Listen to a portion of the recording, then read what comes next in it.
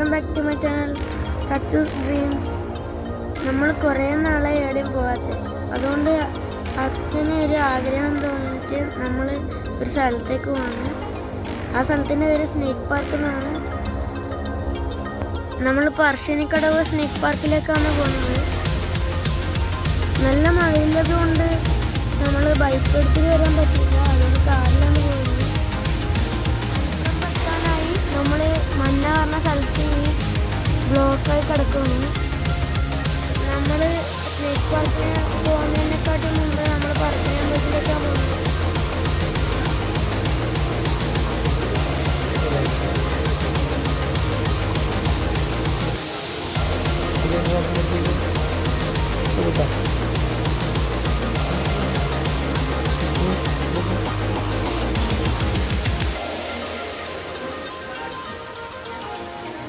അപ്പോൾ ഇന്ന് ഞായറാഴ്ച കുറേ ആളുണ്ടായിരുന്നു. നമ്മളിപ്പം ബോട്ടിലെ സ്ഥലത്തല്ലേ.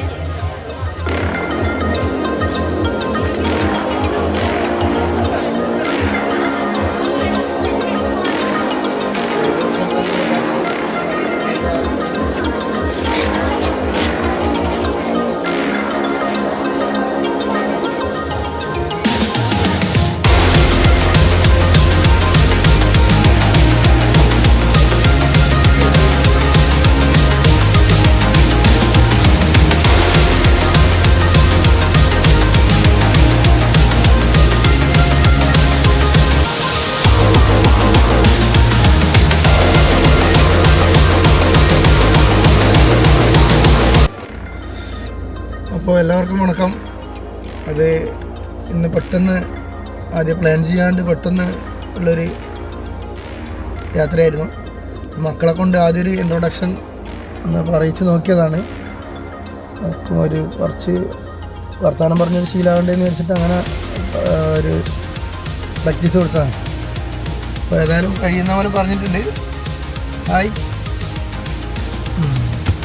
അപ്പോൾ പറശ്ശിനി കയറി എന്ന് പറയുന്നതിന് പറശ്ശിനി ഇറങ്ങി എന്ന് പറയുന്നതായിരിക്കും ശരി. പറശ്ശിനി ഇറങ്ങി മുത്തപ്പനെ തൊഴുത് അവിടുത്തെ പ്രസാദമൊക്കെ വാങ്ങി കഴിച്ച് നമ്മൾ വണ്ടിയിലെത്തി. നമ്മളിപ്പോൾ ആദ്യം ഭക്ഷണം കഴിക്കണം, അത് കഴിഞ്ഞിട്ട് വിസ്മയ പാർക്കിലോട്ട് പോകാനാണ് നമ്മുടെ പ്ലാന്.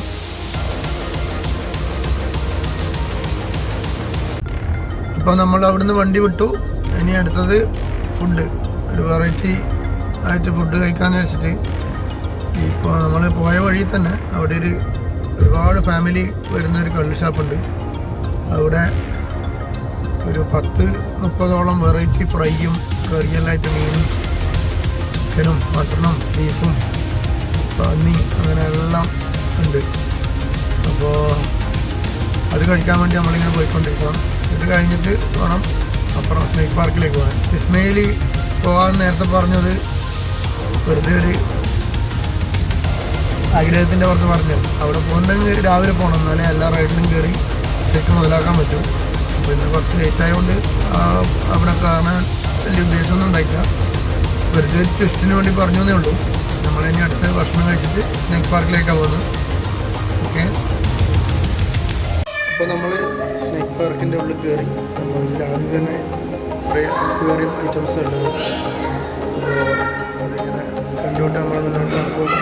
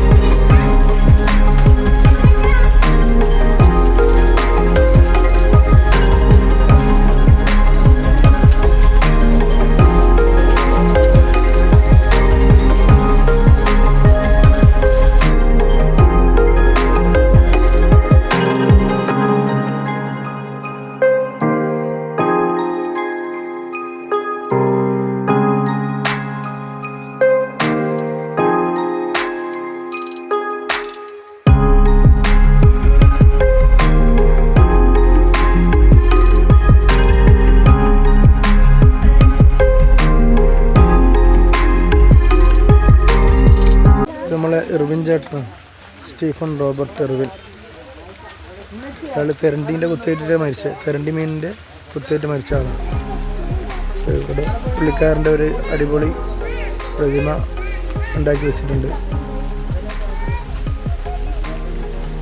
ഇത് മൊത്തം മൂർഖന ഇട്ടിട്ടുള്ളൊരു കൂടാണ്. ഉണ്ടല്ലേ, കത്തി പുഴത്തിയാൽ രാജാവാകുന്ന സാധനമാവും.